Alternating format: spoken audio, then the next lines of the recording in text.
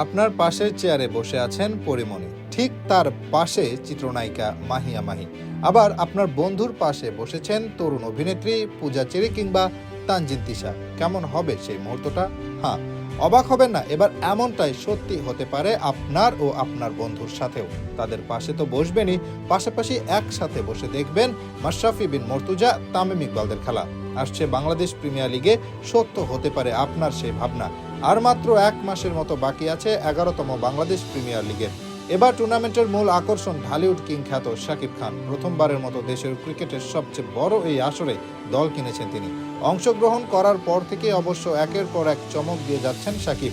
এরই মধ্যে বেশ কিছু আনুষ্ঠানিকতার ঘোষণা দিয়েছে তার দল ঢাকা ক্যাপিটালস।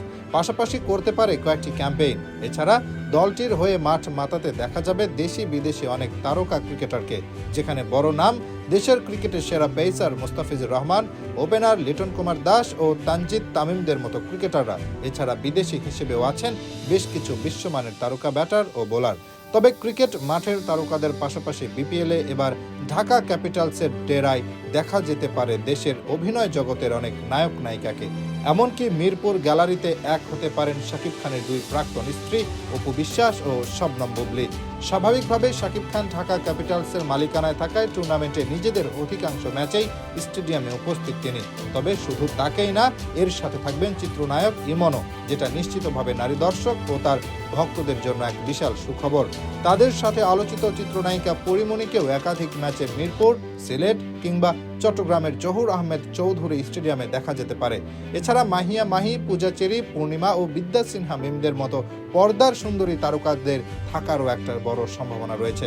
এমনকি তারা দর্শকদের সাথে বসেই ম্যাচ উপভোগ করবেন। তাই আপনি যদি মিরপুর বা অন্য স্টেডিয়ামগুলোতে খেলা দেখতে আসেন, তাহলে সহজেই আপনার পছন্দের নায়িকা বা নায়কের সাথে দেখা করার সুযোগ খুঁজে পেতে পারেন।